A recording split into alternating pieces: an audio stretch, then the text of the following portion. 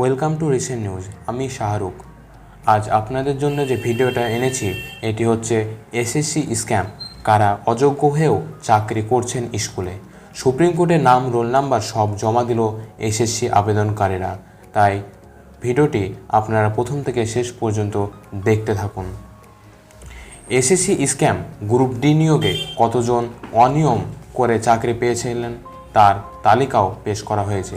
সেখানে করা হয়েছে গ্রুপ ডি কর্মী নিয়োগে সব মিলিয়ে অনিয়ম করে চাকরি পেয়েছেন 608 জন।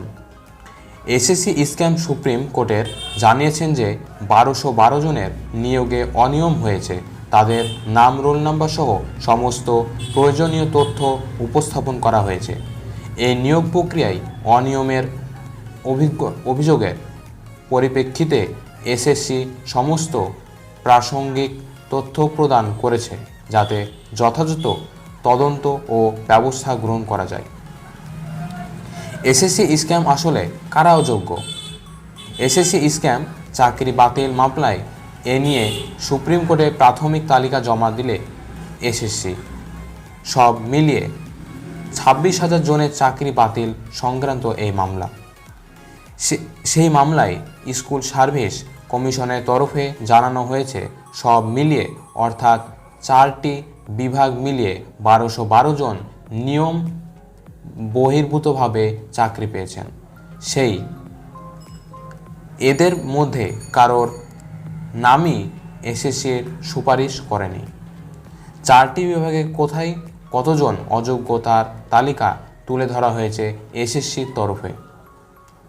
এসএসসি স্ক্যাম সুপ্রিম কোর্টে জানিয়েছেন যে 1212 জনের নিয়োগে অনিয়ম হয়েছে। তাদের নাম, রোল নাম্বার সহ সমস্ত প্রয়োজনীয় তথ্য উপস্থাপন করা হয়েছে। এখন সুপ্রিম কোর্ট এর পরিপ্রেক্ষিতে কী পদক্ষেপ নেবে সেটাই দেখার বিষয়। আদালতে পরবর্তী সিদ্ধান্ত অনুযায়ী এই নিয়ম প্রতিকায় সংশোধনমূলক ব্যবস্থা গ্রহণ করা হতে পারে। এসএসসি স্ক্যাম সুপ্রিম কোর্টের পক্ষ থেকে জানানো হয়েছে, প্রাথমিকভাবে মনে করা হচ্ছে গ্রুপ সি বিভাগে সব মিলিয়ে 381 জন বেআইনিভাবে নিয়োগ পেয়েছেন। এর মধ্যে 132 জন মেধা তালিকায় যোগ্য প্রার্থীদের বঞ্চিত হয়েছেন। সেই সঙ্গে উল্লেখ করা হয়েছে যে প্যানেলের বাইরে থেকে সব মিলিয়ে 249 জন চাকরি পেয়েছেন। এখন সুপ্রিম কোর্ট কী পদক্ষেপ নেবে সেটাই দেখা যাবে। এসএসসি স্ক্যাম সুপ্রিম কোর্টের পক্ষ থেকে জানানো হয়েছে যে প্রাথমিকভাবে মনে করা হচ্ছে গ্রুপ সি বিভাগে সব মিলিয়ে 381 জন বেআইনিভাবে নিয়োগ পেয়েছেন। এর মধ্যে 132 জন মেধা তালিকায় যোগ্য প্রার্থীদের বঞ্চিত করেছেন।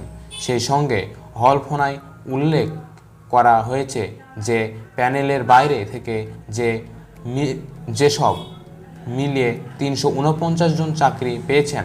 এখন সুপ্রিম কোর্ট কী পদক্ষেপ নেবে সেটাই দেখার বিষয়। নবম ও দশম শ্রেণীর নিয়োগের অনিয়মের অভিযোগ উঠেছে। প্যানেলের বাইরে থেকে এবং কিছুজনকে মেধা তালিকাও ওলটপালট করে নিয়োগ দেওয়া হয়েছে। সব মিলিয়ে নবম ও দশম শ্রেণীর নিয়োগে 185 জন বেআইনিভাবে চাকরি পেয়েছেন।